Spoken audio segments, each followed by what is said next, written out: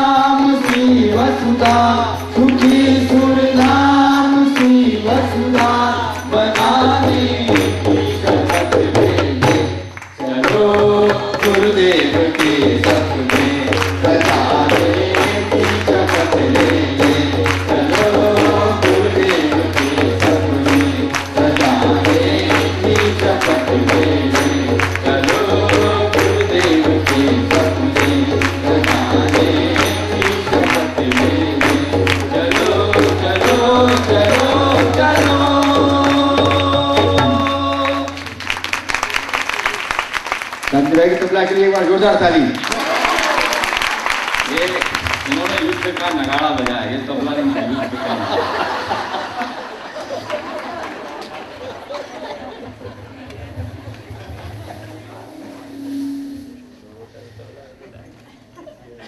बहनों और भाइयों, यहाँ पर युग निर्माण सत्संकल्प इसकी संपूर्ण चर्चा कल करी थी, विस्तार से इसको बताया था, 2-3 बिंदुओं को हम यहाँ पर फिर से रहते हैं। ईगोइज्म की बात है। कोई यूँ कहे कि मेरा अहंकार नहीं होता है, ये वास्तविकता नहीं है। कार्य करने का अहंकार हर एक को होता है, कितना होता है ये अलग बात है, लेकिन अहंकार अगर खत्म हो जाए तो ये सोच लीजिए आप बहुत ऊंचाई पर पहुंच गए, बहुत ऊंचाई पर पहुंच गए। और अहंकार होता है क्योंकि सामने कर रहा हूं, नाम उसका आ रहा है अखबार में, मैं कर रहा हूं और फोटो उसका छप रहा है, ऐसा कर मैं रहा हूं, लेक्चर मैं देता हूं, तारीफ उसकी होती है, आ जाता है हर एक के अंदर। भले ही आप कहें नहीं, लेकिन मन के अंदर ये अहंकार की बात होती है। लेकिन कार्य कोई भी छोटा और बड़ा नहीं होता। मैं एक इसका उदाहरण देता हूँ, बहुत अच्छा उदाहरण है और हमारे ही एक भाई का है। मुझे अपने एक भाई के साथ चेन्नई, मद्रास जाने का अवसर मिला। और मद्रास में ट्रेन में गए थे, हम रिजर्वेशन में थे। उन लोगों ने कुछ साहित्य भी मंगाया था, साहित्य के बंडल हमारे पास थे, रिजर्वेशन क्लास में थे, बैठे हुए थे। और हमारे भाई ने कहा, भाई साहब मैं समय का उपयोग कर लूँ? मैंने कहा कर लीजिए। उन्होंने एक बंडल खोला और रिजर्वेशन क्लास से पहले से लेकर आखिर तक वो साहित्य लेकर सबके पास गए। और गए तो बाद में आए, भाई साहब वो सारा साहित्य तो बिक गया यहाँ पर, सब लोगों ने ले लिया। दूसरा बंडल खोला तो दूसरे बंडल से साहित्य निकाला। दूसरी तरफ गए, थोड़ी देर में आए, साहब वो भी साहित्य हमारा बिक गया। यानी कहने का तात्पर्य यह है कि कोई भी काम छोटा और बड़ा नहीं होता। हमको शर्म आती है कि साहब अरे हम क्या करेंगे साहब, ये पीला कपड़ा पहनेंगे, झोला पहनेंगे, झोले में पहन कर जाएंगे और ये साहित्य देंगे लोगों को। और जबकि हर कंपार्टमेंट में लोग क्या क्या बेचने के लिए आते हैं, कैसी कैसी अश्लीलता बेचने के लिए आते हैं। वो भाई कोई और नहीं, हमारे शांति भाई थे, जिन्होंने इस साहित्य को, मुझे शांति भाई के साथ बहुत बार कई जगह जाने का अवसर मिला है और मैंने इनकी कर्मठता देखी है, तो मैंने इससे बहुत कुछ सीखा है इनकी कर्मठता से। हर जगह अपने आप को एडजस्ट कर लेने की आदत और सब प्रकार से सब चीज को उपयोगी बना लेना। यह है कि हमारे अंदर कोई अहंकार नहीं। कोई छोटा काम है तब भी दे दीजिए, आप कर लेंगे। कोई बड़ा काम है, मंच पर बैठकर बोलने की बात है, तब भी कर लेंगे। व्यक्ति वो होता है जिसमें अहंकार झलकना नहीं चाहिए किसी प्रकार से। बात आती है परिवर्तन की। हम जुड़ने के बाद अगर किसी में परिवर्तन नहीं कर सके तो इसका मतलब हमें अपनी समीक्षा करनी चाहिए कि हमारे अंदर कुछ कमी रही है। हम अगर अपने आप से जोड़ने का प्रयत्न करेंगे, भले ही व्यक्ति नहीं जुड़ेगा। आज व्यक्ति करता है मुझसे जुड़ जाओ, मेरा ग्रुप स्ट्रांग हो जाएगा, ग्रुप स्ट्रांग हो जाएगा, मैं स्ट्रांग हो जाऊंगा। और जबकि जिससे जोड़ना चाहिए उससे नहीं जोड़ रहे। जोड़ना किससे चाहिए? गुरुदेव से जोड़ना चाहिए। आप हैं एक स्थान पर, नए स्थान पर आए हैं, आपने जोड़ दिया। किससे जोड़ दिया? अपने आप से। आप चले गए, आपका ट्रांसफर हो गया, आपने दूसरी जगह जॉब कर ली, वो व्यक्ति ढीला पड़ गया कि साहब मैं तो उससे जुड़ा था। वो व्यक्ति नहीं है तो वहां की शाखा क्या हो गई? पूरी की तरीके से खत्म हो गई। और अगर आप गुरुदेव से जोड़ते, मिशन से जोड़ते, सिद्धांतों से जोड़ते, आदर्शों से जोड़ते, तो व्यक्ति चाहे चला जाए लेकिन वो व्यक्ति जिसको जोड़ा है वो फिर से काम शुरू कर देगा, फिर से काम शुरू कर देगा। हमें नए व्यक्तियों को प्रोत्साहित करना है, नए लोगों को आगे करना है। हम प्रशिक्षक की भूमिका निभाएं और प्रशिक्षक की भूमिका निभाकर नए लोगों को प्रशिक्षण देकर आगे आने लाने का प्रयत्न करें। हम कब तक आगे बढ़िए, एक स्टेप ऊंचा उठिए, नए लोगों को अवसर दीजिए करने का काम, नए लोग काम करेंगे, मार्गदर्शन कीजिए। ये एक अंग अवयव से विशेष चीज हमने देखी है। समर्पण की बात आती है तो समर्पण कैसा? बीज की तरह से समर्पण। आपने देखा ना, बीज का समर्पण कभी देखा है? बीज कितना होता है? छोटा सा होता है, बड़ा जरा सा होता है। लेकिन बीज का समर्पण इतना शक्तिशाली है कि उसके ऊपर उसके बोझ से हजारों गुना वजन लाद दिया जाता है, अवरोधों का। हम कहते हैं साहब हमें क्या करें साहब, अवरोध इतने हैं, परेशानियां इतनी हैं, समस्याएं इतनी हैं, अपनी समस्याओं का रोना रोते रहते हैं। जब अपनी समस्याओं का रोना रोएंगे तो गुरुदेव का काम क्या करेंगे? गुरुदेव ने अपनी समस्या का रोना नहीं रोया कभी, लेकिन आगे बढ़े। क्या विरोध था, कभी आपने कल्पना करी? जिस विरोध को पार करके गुरुदेव निकल कर आए हैं। आज तो सारी चीज पकी पकाई रख दी, सारा वातावरण बना के रख दिया आगे।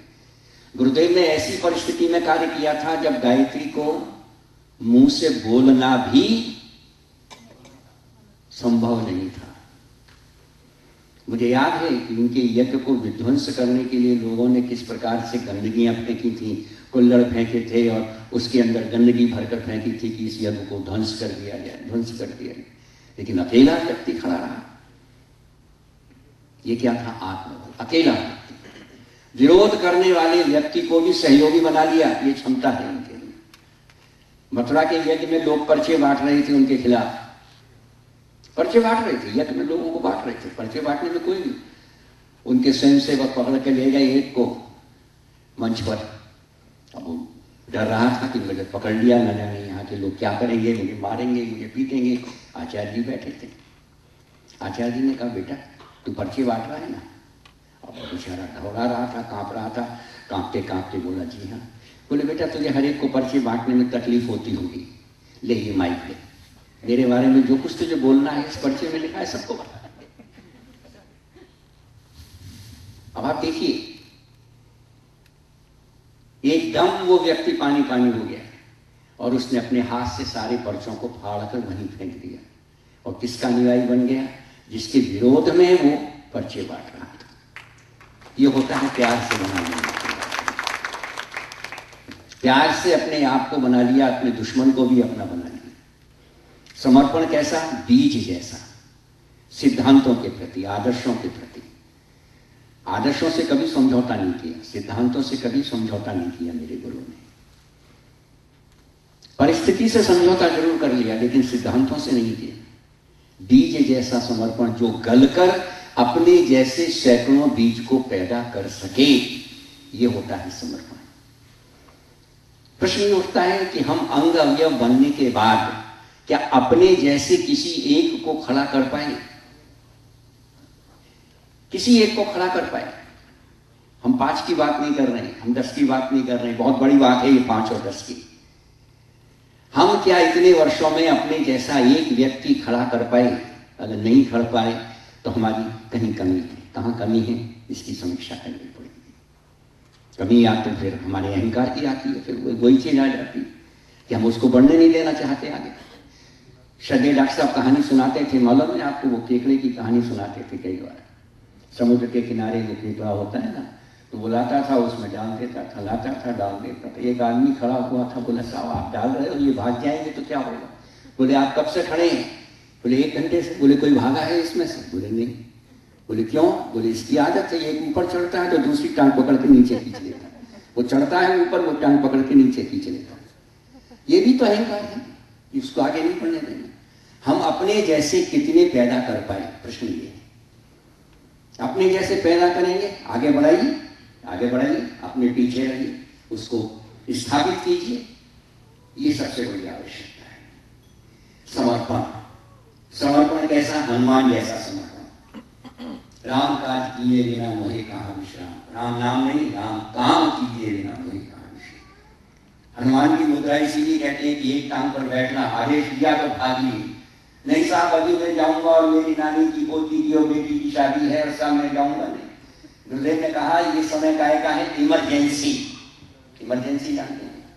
इमरजेंसी जब होती है तो सेनाओं के सभी अधिकारियों की छुट्टी रद्द कर दी जाती है।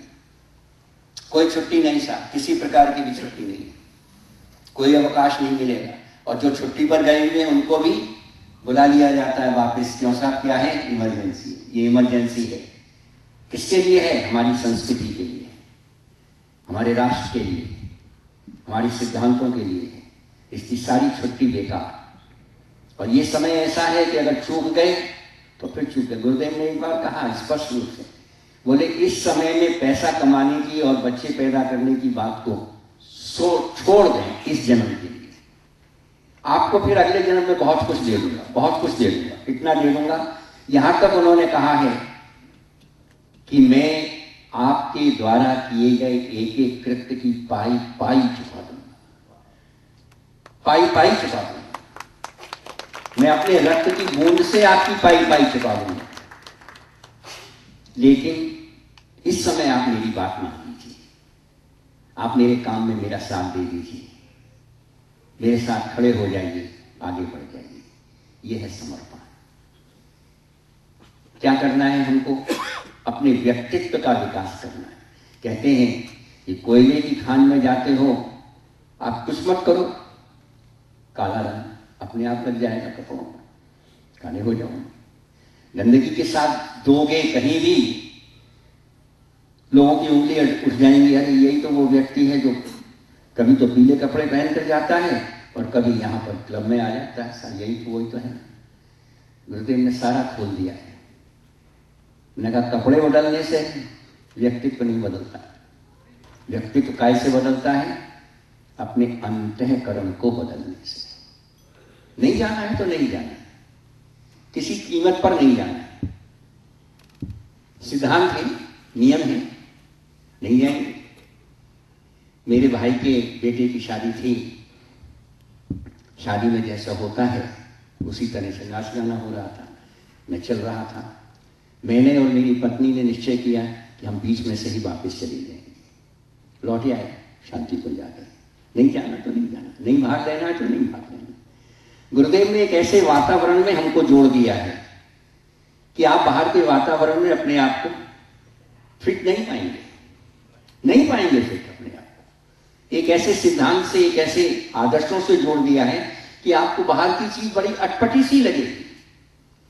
अगर ऐसा लगे तब ये समझिए कि हम उनके अंग अवयव हैं, और अगर ऐसा नहीं लगे तब ये आपको सोचना चाहिए कि अभी हमको उनके अंग अवयव बनने में कुछ कमी महसूस हो रही है, कुछ कमी महसूस हो रही है। ये है अंग अवयव। चंदन के पास, चंदन का वृक्ष जहां कहीं भी होता है, उसके पास जो भी वृक्ष होते हैं उनमें खुशबू आ जाती है। हम जहां कहीं भी जाएं अपनी खुशबू उसी प्रकार से बखेरें। भले ही हम बोले नहीं, लेकिन हमारा व्यवहार बोलता है, हमारा आचरण बोलता है, हमारा व्यक्तित्व बोलता है, हमारा चरित्र बोलता है कि हम क्या हैं, हम कैसे बात कर रहे हैं, हम किस तरीके से बात कर रहे हैं। हमारी बात करने में कहीं अहंकार तो नहीं झलक रहा है, हमारे खाने में कहीं अहंकार तो नहीं झपक रहा है कि सब मैं तो सुपीरियर खाता हूं, मैं बढ़िया खाता हूं, ये क्या चीज है। हर चीज, समाज का व्यक्ति हर चीज देखता है। आप कैसे खाते हैं, कैसे उठते हैं, कैसे बैठते हैं। आप गायत्री परिवार के कहते हैं, गुरुदेव का अंग अवयव कहते हैं, और सुबह कै बजे उठते हैं साहब? ध्यान साधना करते हैं कि नहीं करते? साधना के किसी कोने में कोई कमी तो नहीं रहेगी हमारी? जहां कमी हो जाएगी वहीं पर सेंध लग जाएगी, जिस जगह भी कमी होगी वहीं पर सेंध लग जाएगी। काहे की लग जाएगी? असुरता की सेंध लग जाएगी। सेंध लगा देगी असुरता, वहीं से पतन शुरू हो जाएगा। किसी भी कोने में वहीं से पतन प्रारंभ हो जाएगा। हम अपने आचरण से दूसरों को बदल सकते हैं, अपनी बातों से नहीं बदल सकते। गुरुदेव ने कहा, गीता प्रेस गोरखपुर ने न जाने कितनी सस्ती रामायण छाप दी है, घर घर में पहुंचा दी है, गीता पहुंचा दी है घर घर के अंदर। अगर बदलना होता लोगों को तो कोई राम बन जाता और लक्ष्मण बन जाता, और कोई अर्जुन बन जाता जो भगवान श्री कृष्ण से कहता करिष्ये वचनम तब। लेकिन कोई अर्जुन बन नहीं सका जो भगवान श्री कृष्ण से कह सके करिष्ये वचनम तब। नहीं बन सका कोई भी सीता जैसी पत्नी नहीं बन सकी जो कह सके कि हम तुम्हारे साथ वनवास में चलेंगे और साथ देंगे तुम्हारा। कोई भी उर्मिला जैसी नहीं बन सकी जो ये कह सके कि तुम चले जाओ भाई के साथ, मैं यहां पर परिवार में रहकर सास ससुर की सेवा करूं। कोई नहीं बन पाया। बोले बेटा, इस कथनी से कुछ नहीं होगा, काम बनेगा करनी से। तुम अपने आप का उदाहरण प्रस्तुत करोगे तब दुनिया देखेगी, और तब बदलने को मजबूर होगी। तुम बदलने के लिए मजबूर कर दो, और जब तुम्हारे अंदर का देवत्व जाकर खड़ा हो जाएगा तो मजबूर होकर स्वर्ग को धरती पर उतरना पड़ेगा, मजबूर होकर। और यही करना है, यही अंग अवयव करेंगे। अपने अंग अवयव का मतलब क्या है? हम सबकी मिली हुई शक्ति का नाम ही वो विराट पुरुष है। हम सबकी समन्वित शक्ति का नाम ही वो विराट पुरुष है, जिसको हम युग पुरुष कह रहे हैं, जिसको हम गुरुदेव कह रहे हैं। और हम सबकी शक्ति अगर सकारात्मक है तो उसकी विराटता का अभ्यास लगा सकते हैं, आप आभास कर सकते हैं कितना बड़ा विराट पुरुष होगा, कितनी बड़ी शक्ति होगी वो। हम सबकी समन्वित शक्ति, लाखों लोगों की, करोड़ों लोगों की समन्वित शक्ति, करोड़ों लोगों के श्रेष्ठ विचार, जब एक साथ असुरता पर प्रहार करेंगे तो उनकी विजय क्यों नहीं होगी, कौन रोक पाएगा। अंगअवयव कहता है कि अपने व्यवहार से दूसरों को बदलने का प्रयत्न करो, बदलो। मैं एक बार एयरफोर्स स्टेशन मद्रास में गया था। एयरफोर्स स्टेशन होता है जहां पर सभी प्रांत के लोग रहते हैं, सभी प्रांत के लोग रहते हैं। 7 दिन का कार्यक्रम था और वहां पर एक एयरफोर्स का ऑफिसर था, ब्राह्मण था, त्रिपाठी, मुझे अभी भी नाम याद है। मेरे पास आया, कहने लगा आप मेरे घर भोजन कर सकते हैं। 3-4 दिन का प्रोग्राम हो चुका था। मैंने कहा जरूर करूंगा। बोला मैं मांस खाता हूं, शराब पीता हूं, सुबह मेरा जब सवेरा होता है तो मैं पानी नहीं पीता, शराब की बोतल मेरी रखी रहती है, वो पीता हूं। और बगैर मांस के मैं कभी खाना नहीं खाता। क्या अब भी आप मेरे घर भोजन करेंगे? मैंने कहा जरूर करूंगा। भोजन करने के लिए जब मैं गया तो बैठा हुआ था और कहने लगा मैंने आज सुबह से भोजन नहीं किया है, पहले आपको खिलाऊंगा। आज मैंने शराब की एक बूंद भी नहीं पी है, आज मैंने मांस भी नहीं पकाया है, घर में बर्तनों को बहुत मांजा है, सफाई करी है। और आज मैं संकल्प लेता हूं आपके सामने कि मैं आज के बाद ना तो शराब पीऊंगा ना मांस खाऊंगा। इसके पत्र अब भी मेरे पास आते हैं, अब भी मेरे पास आते हैं। 1980 की बात है। कहता है मैंने अपने दिए हुए संकल्प को आज तक निभाया है, आज तक मैंने पूरा किया। ये है व्यक्तियों का बदलना, आचरण के माध्यम से व्यक्ति। गुरुदेव ने न जाने कितने लोगों की दिशाधारा बदल दी, कितने लोगों की दिशाधारा बदल दी। ये है चंदन के संपर्क में आने वाले उस वृक्ष का जिसमें चंदन की खुशबू अपने आप आ जाती है। ये है अंगअवयव।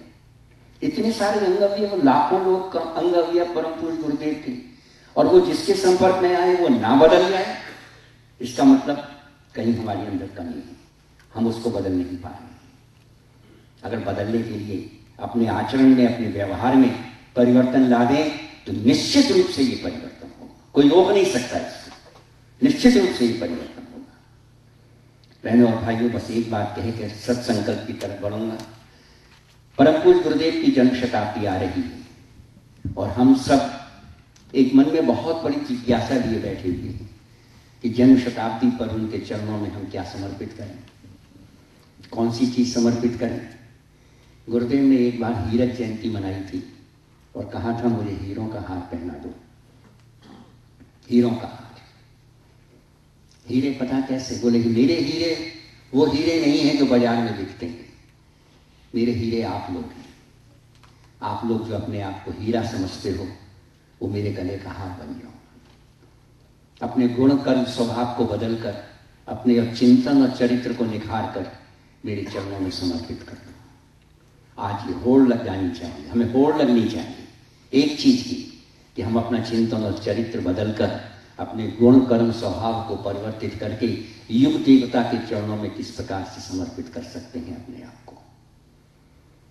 और किसी चीज की आवश्यकता नहीं है। उन्होंने कहा बाकी सारी चीजें मैं पूरी कर लूंगा, हर चीज मैं पूरी कर लूंगा। मैंने कल भी आपको बताया था, मैंने कहा खाने की कमी नहीं रहने दूंगा, ये मेरे ऊपर है, विश्वास करिए। रहने के स्थान की कमी नहीं होने दूंगा, लेकिन मुझे व्यक्ति चाहिए, व्यक्ति चाहिए, वो व्यक्ति चाहिए जो अपने आचरण से, जो अपने व्यवहार से, जो अपने सिद्धांत और नियमों के आधार पर दूसरों को आकर्षित कर सके।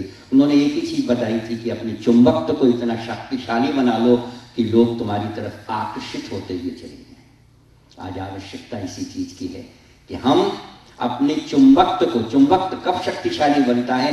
जबकि हम अपने आप को अनुशासन से बांधते हैं, अनुशासन से। अनुशासन किसका? गुरु का। और इसीलिए mold yourself according to the discipline of mission, mold yourself according to the discipline of God। अपने आप को, मिशन आपके सिद्धांतों के अनुसार नहीं चलेगा, आपको मिशन के सिद्धांतों के अनुसार चलेगा।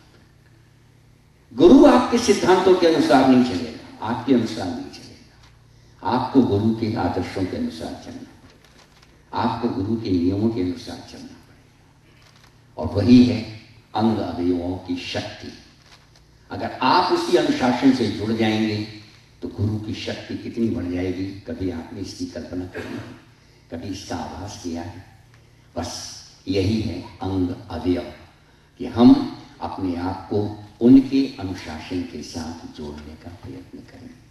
गुरुदेव ने कहा आप आज भी मेरी चेतना से बात कर सकते हैं, बात कर सकते हैं, हर व्यक्ति कर सकता है, लेकिन 3 शर्तें हैं।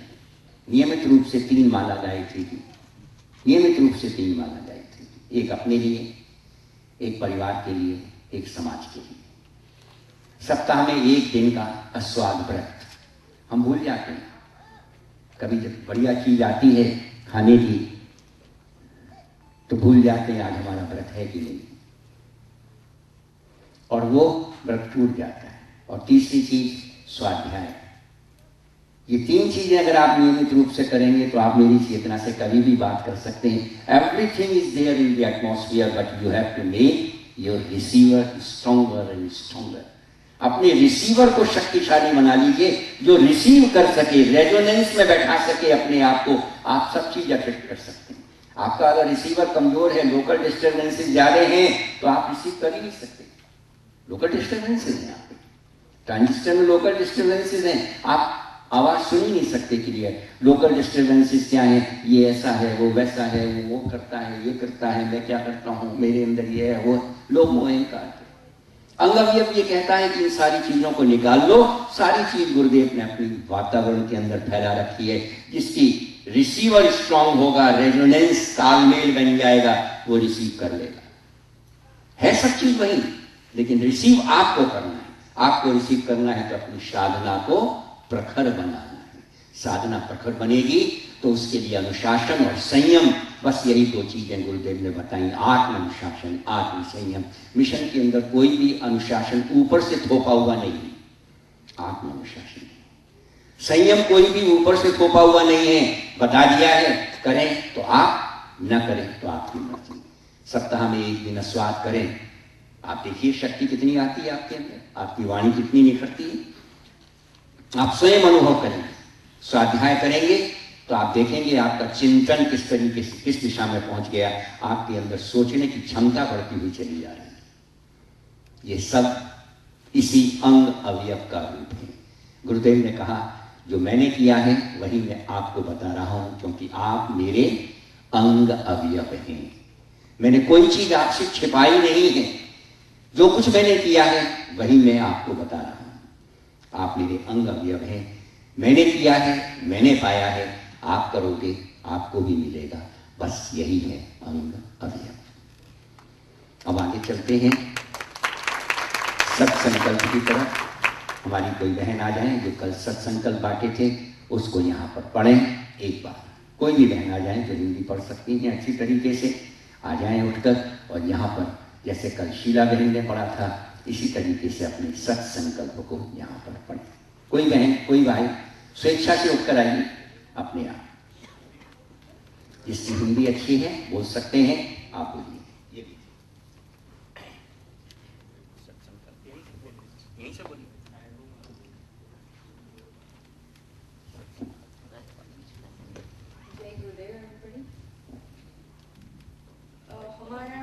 सब खोल लीजिए सत्संकल्प अपने, जो दिए हैं कल रखने के लिए, नहीं खोल लीजिए।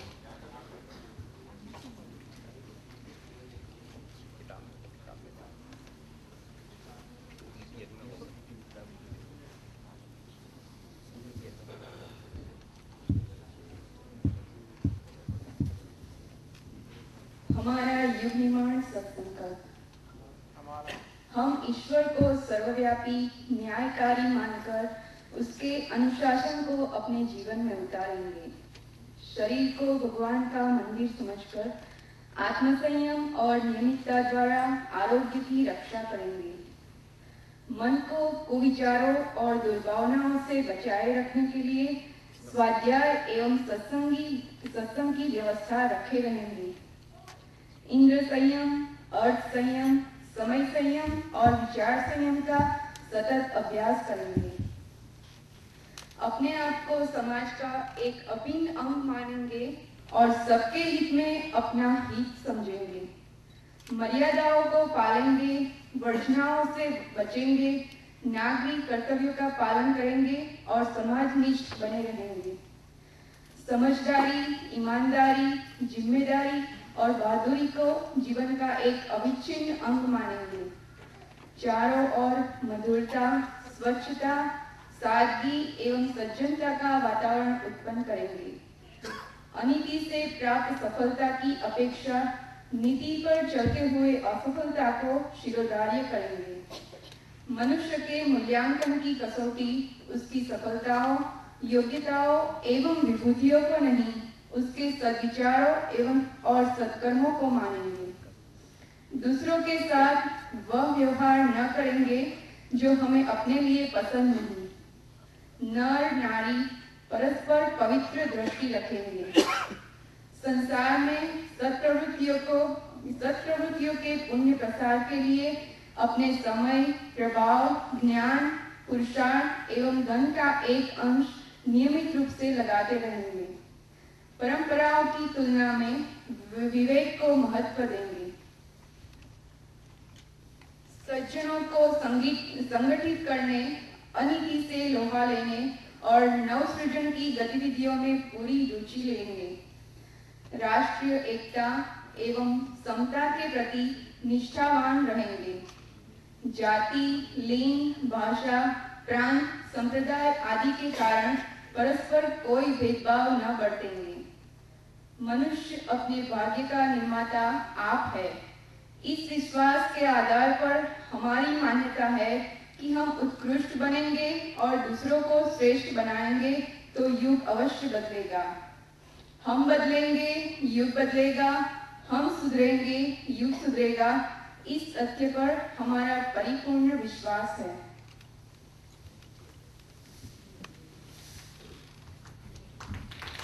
ये हमारे 18 सूत्र हैं, गीता के 18 अध्यायों का निचोड़। और गीता क्या है? गीता वेद का निचोड़ है, उपनिषद, और उपनिषदों का निचोड़ है गीता। और गीता का निचोड़ आया ये हमारे 18 सूत्र सत्संकल्प के। एक एक सूत्र अपने आप में इतना सशक्त है कि आप इसकी कल्पना नहीं कर सकते, जो अपने आप को सारी चीजें स्वतः बताता हुआ चला जाता है।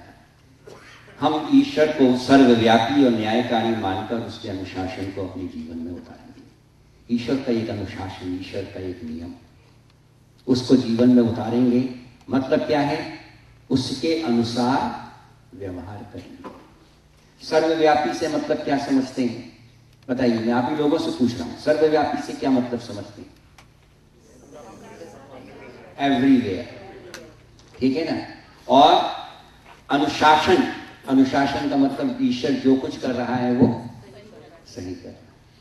यानी हम अपने आप आगे ना बढ़े किसी चीज का निर्णय लेने, ठीक है ना?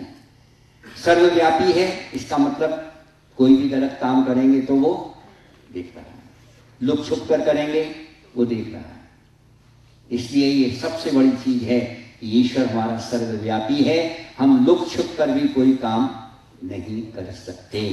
कल इसके ऊपर एक प्ले भी यहाँ पर रखा गया था। उन्होंने कहा, ये शायद मेरे ख्याल से न्यूयॉर्क का इनका लॉन्ग आइलैंड का था, बहुत बढ़िया था वो, कि यहाँ से आप देखो, इसको खाओ, कोई देख रहा है कि नहीं देख रहा है, कमरे में गए खाया, जंगल में गए खाया, और लास्ट में बताया कि सब ईश्वर एवरीवेयर। वही चीज है, कोई भी गलत काम करोगे तो ईश्वर देख रहा है। ये सबसे बड़ी चीज है।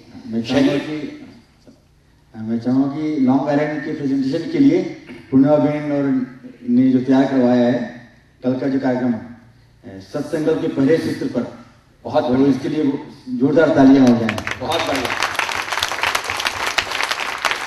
इसी तरह से अगर एक एक सूत्र को लेकर आप लोग प्ले तैयार करते रहें तो कितना अच्छा लगेगा।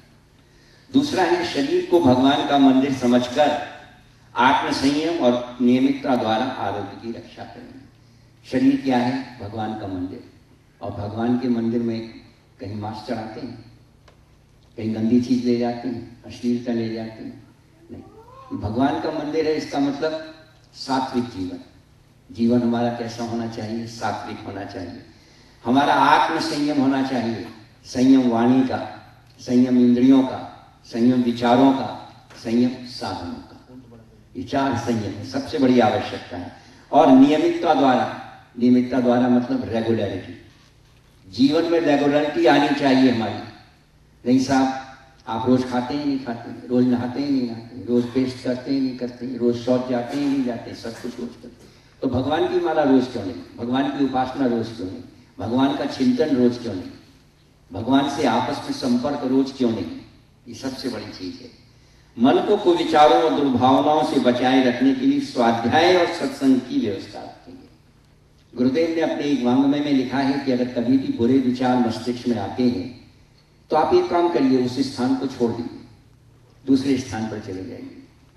ऑटोमेटिकली वो विचार आपके जो बुरे आ रहे हैं वो अपने आप खत्म हो जाएंगे, वो अपने आप चले जाएंगे।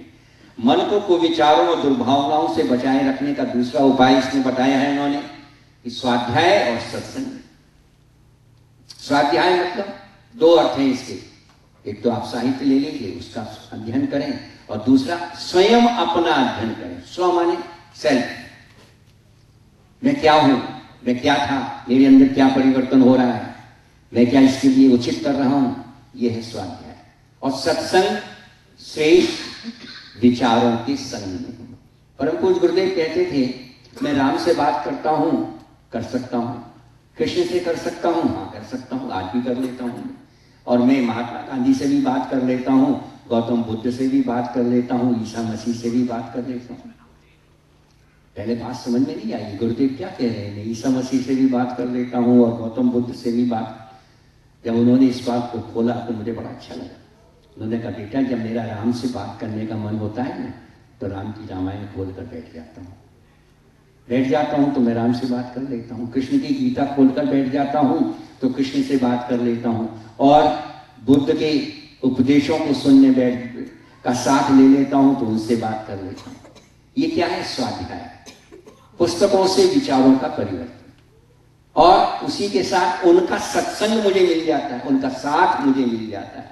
ये 2 चीजें हैं जिसके माध्यम से मैं अपने को विचारों को समाप्त करने में समर्थ होता हूं।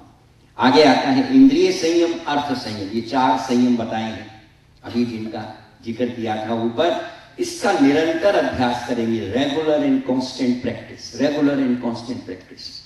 भगवान बड़ा ईमानदार है, अगला पल देने से पहले पहला पल छीन लेता है, 2 पल साथ साथ नहीं देता। बीता हुआ समय लौट कर नहीं आता कि हाँ साहब कल को ले आइए, आप कल जो था वो ले आइए, आज नहीं आएगा। आप आगे को कंट्रोल कर सकते हैं लेकिन पीछे को नहीं। एक एक पल का उपयोग करके परम पूज्य गुरुदेव ने उदाहरण दिया कि मैंने जीवन में कितना बड़ा काम कर दिया, जो 800 वर्ष जीकर भी व्यक्ति नहीं कर सकता, मैंने उसको कर दिया। ये क्या है? समय का संयम, इंद्रियों का संयम। गुरुदेव ने कहा इंद्रियां हमारी जीवेंद्री और जन्नेंद्री दोनों बड़ी खतरनाक हैं, बोलती बहुत है, खाने को बहुत मांगती, प्रजनन करती रहती। ये सब चीजें, इस पर कंट्रोल हमारा होना चाहिए। बोलने पर कंट्रोल, बोलने से पहले सोचो मैं क्या बोल रहा हूं। जीभ से निकला हुआ शब्द वापस नहीं आ सकता है, और ये जीभ इतनी कड़वी बोलती है कभी कभी कि महाभारत खड़ा कर देती है। इसलिए इस पर संयम रखिए। खाने में संयम, स्वाद में अच्छी चीज लग जाती है लेकिन भोगना पड़ता है किसको? पेट को। भोगेगा पेट पे, शरीर रोगी हो जाएगा। इसलिए जीभ पर कंट्रोल। और इसी के साथ उन्होंने कहा आप कैसे कमाते हैं मुझे इससे मतलब नहीं, लेकिन खर्च कहाँ करते हैं आप अगर ये बता देंगे तो मैं आपको बता दूंगा कि आप किस स्तर के व्यक्ति। नहीं साहब मैंने कमाया है, मेरा है। आपने किससे कमाया? भगवान की दी गई विभूतियों से कमाया।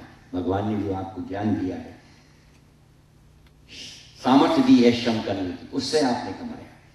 हम खर्च कर रहे हैं क्लबों में, और अच्छे कामों में खर्च नहीं करते। अच्छे कामों के लिए मुट्ठी बंद रहती है।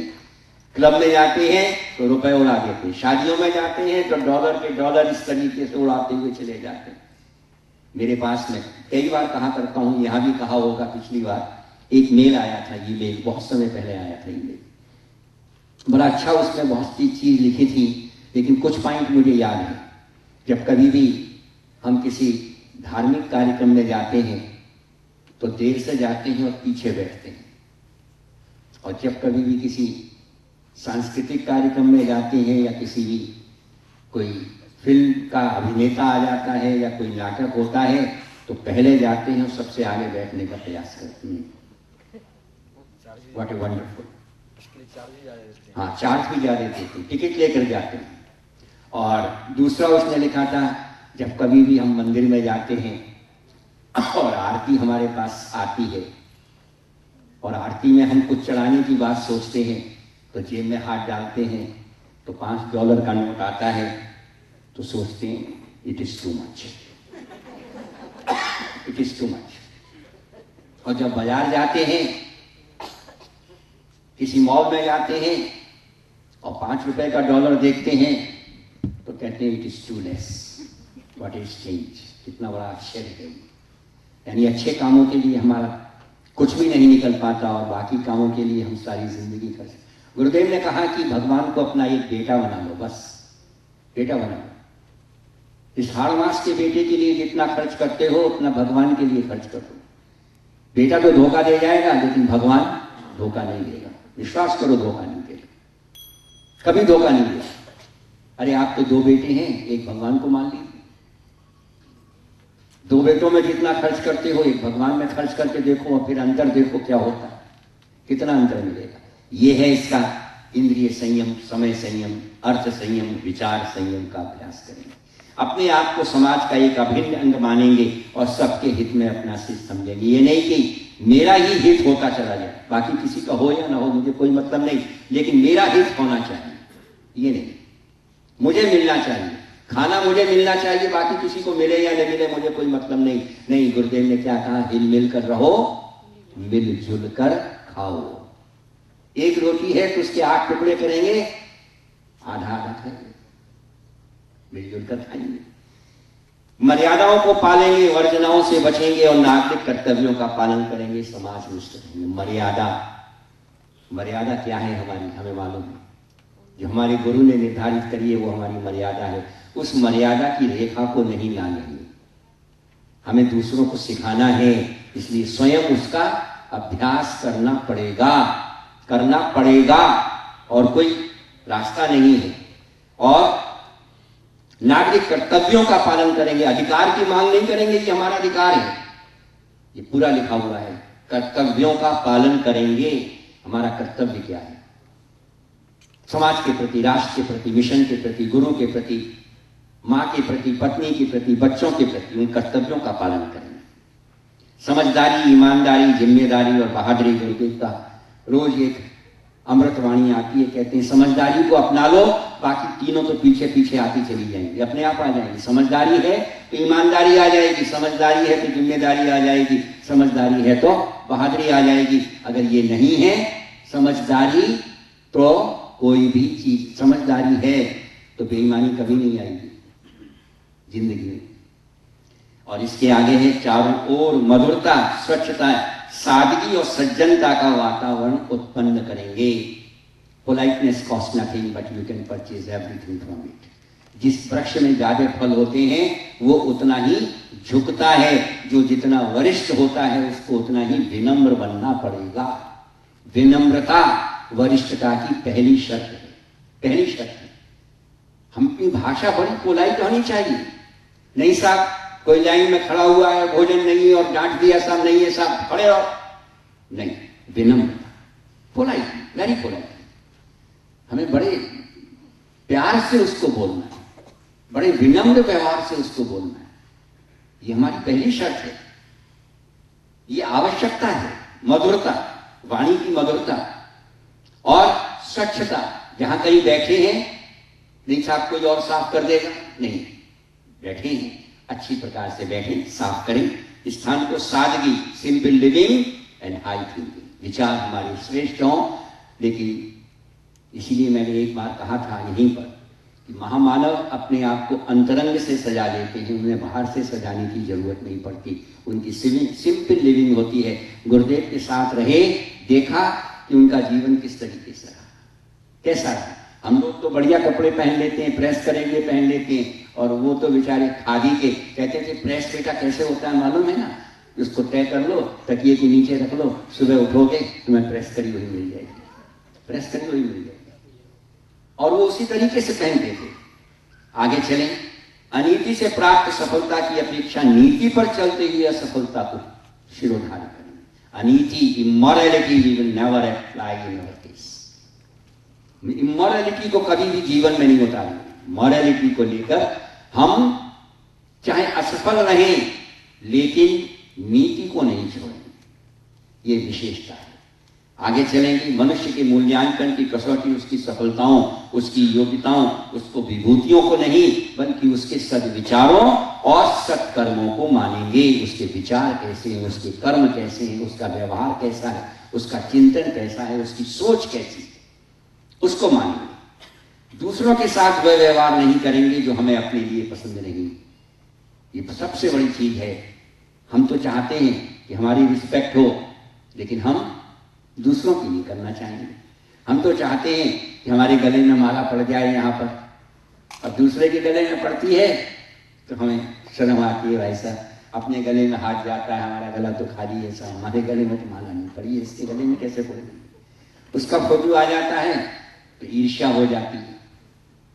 नहीं, दूसरों के साथ वो व्यवहार करेंगे जो हमें अपने लिए पसंद नहीं। नर नारी परस्पर पवित्र दृष्टि रखेंगे। गुरुदेव ने एक नियम दिया था, सिद्धांत दिया था, आप किसी भी बहन से अकेले में बात ना करें।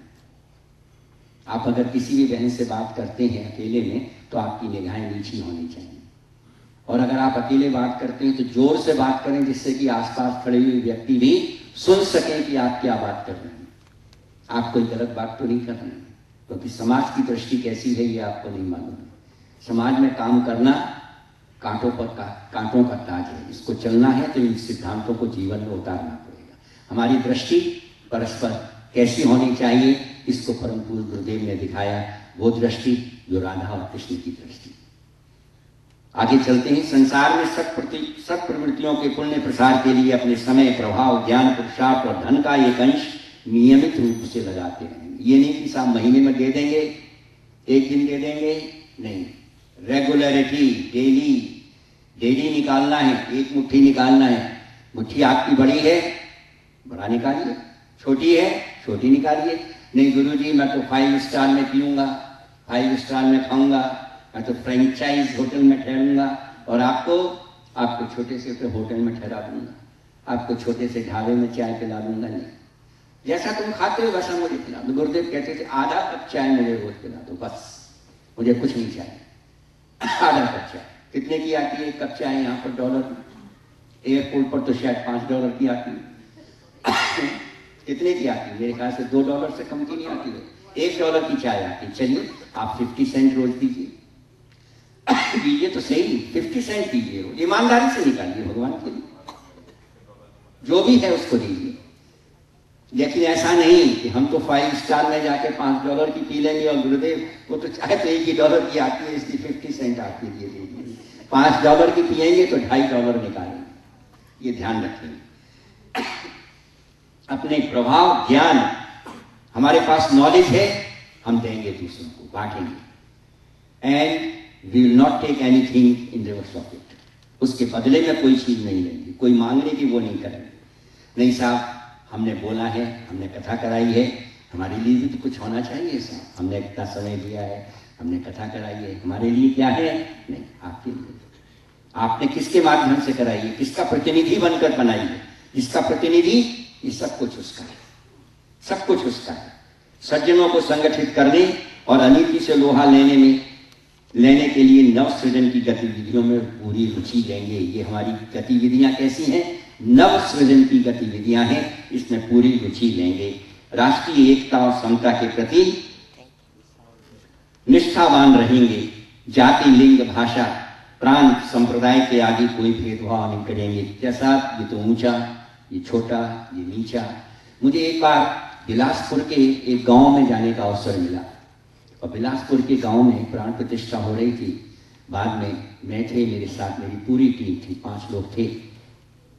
एक व्यक्ति, वही भोजन की बात थी, व्यक्ति आया, बोला साहब आप मेरे घर भोजन कर सकते हैं? मैंने कहा जरूर करेंगे आपके घर, निश्चित रूप से। जब भोजन करने उसके घर पहुंचे तो वो कहने लगा आप बुरा तो नहीं मानेंगे। मैंने कहा बताइए आप क्या बात है। बोले मैं अछूत हूँ। अब हमारे सब भाई मैंने जब देखा तो सब भाई बेचारे संग से रह गए। मैंने कहा कोई बात नहीं, हम भोजन करेंगे आपके यहाँ। उसने बड़े प्यार से नए बर्तन खरीद के लाया। आप कभी कल्पना कर सकते हैं, नए बर्तन खरीद के लाया। बोले मैं सिर्फ आपके लिए ये बर्तन खरीद के लाया। और उसने इतने प्यार से भोजन कराया, इतने प्यार से भोजन कराया कि हम सबकी आंखों में आंसू आ गए, सबकी आंखों में आंसू आ गए। जितना शायद हम प्यार कहीं नहीं पा सके, वो प्यार उसने गुरुदेव से प्यार लेकर हमको दिखा दिया कि प्यार क्या होता है। ये है जाति, लिंग, भाषा, प्रांत, किसी प्रकार का भेदभाव नहीं। नहीं साहब मैं ऊंची जाति का, तुम छोटी जाति के, मैं पुरुष मेरा प्रधानता है और तुम नारी मेरी प्रधानता नहीं है। नहीं, ये सब कुछ बराबर है, भेदभाव कोई भी नहीं। मनुष्य अपने भाग्य का निर्माता आप है। इस विश्वास के आधार पर हमारी मान्यता है कि हम श्रेष्ठ बनेंगे तब दूसरों को श्रेष्ठ बना सकेंगे। ये विशेष चीज है। हम नहीं बदलेंगे तो दूसरा क्या बदलेगा। और यही 18वां है, हम बदलेंगे युग बदलेगा, हम सुधरेंगे युग सुधरेगा। इस तथ्य पर हमारा परिपूर्ण विश्वास है। जब तक हम नहीं बदलेंगे युग कैसे बदलेगा। इसीलिए इस सत्संकल्प को नियमित रूप से छोटे छोटे फोल्डर्स इसीलिए दिए हैं, दोनों फोल्डर हमारी जेब में हों। ऑफिस जाते हैं, रुमाल होता है ना कि हैंकर चीज देखते हैं, रुमाल है कि नहीं है, पेन है कि नहीं है, हमारा वेलवेट है कि नहीं है जेब में, है जिसके अंदर हमारा क्रेडिट कार्ड रखा हुआ है, पैसे रखे हैं, वो है नहीं है। इसी तरह से ये देखिए कि हमारे उसके अंदर ये हमारा अंग अवयव वाला है कि नहीं है, ये हमारा सत्संकल्प वाला है कि नहीं है। दोनों को जेब में रखें और समय मिले तो उसको अवश्य पढ़ें। एक बार नहीं, 2 बार पढ़ें और दूसरों को पढ़ाने का प्रयत्न करें। आज की बात समाप्त। ध्यान दीजिए, इसी क्रम में भाई साहब की सत्संकल्प के बारे में मैं शेयर करना चाहूँगा। अनुभूति जो पिछले दिनों शांतिकुंज में घटित हुआ है। भाई साहब ने बताया ना जाति पाति वाली बात। पिछले दिनों छत्तीसगढ़ के मुख्यमंत्री शांतिकुंज आए थे। और वो कहाँ के आपको मालूम है? वो मुख्यमंत्री हैं शांति भाई का जो शहर है राजनांदगांव।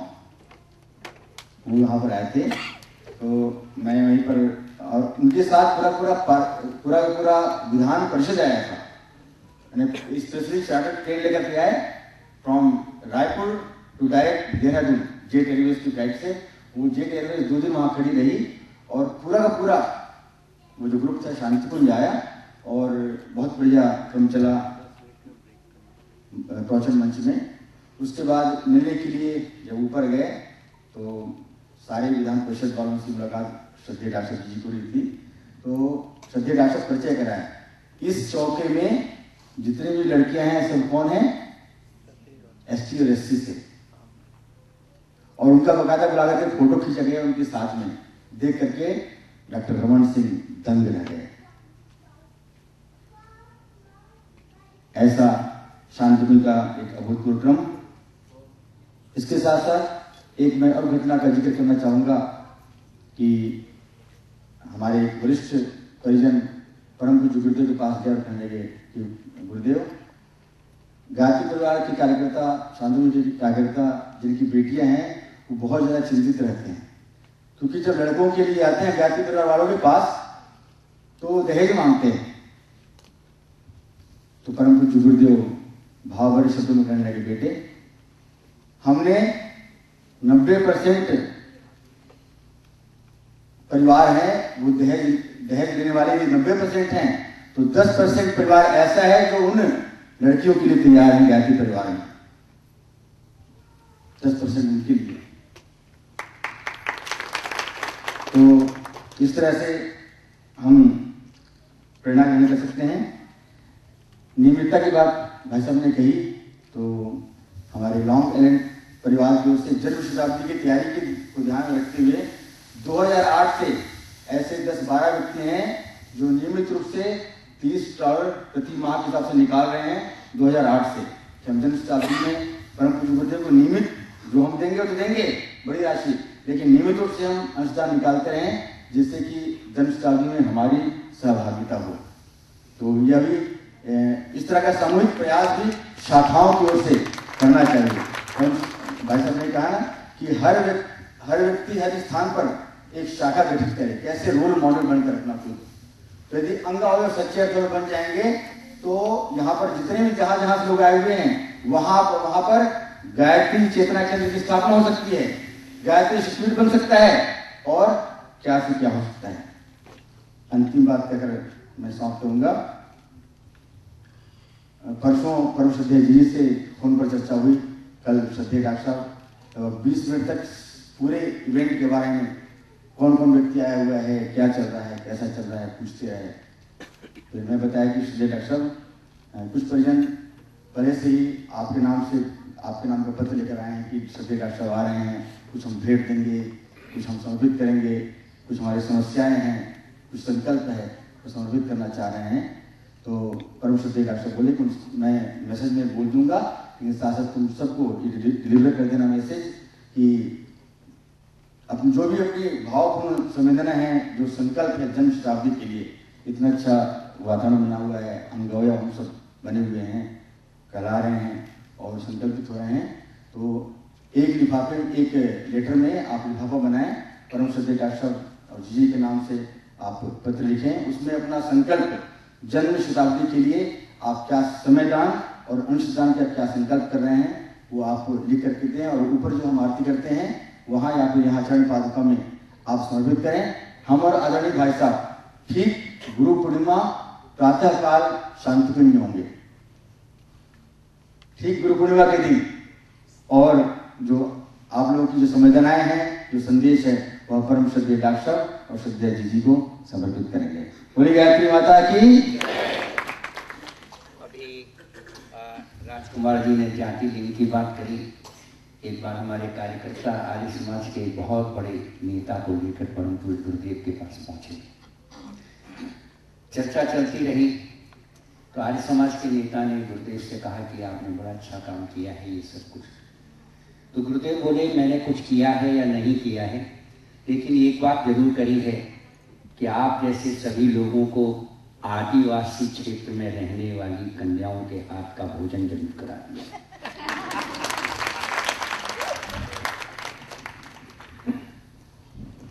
हमारा एक निवेदन है, हम जो संकल्प में एक थोड़ा सा चेंजेस कर दें तो बढ़िया रहेगा।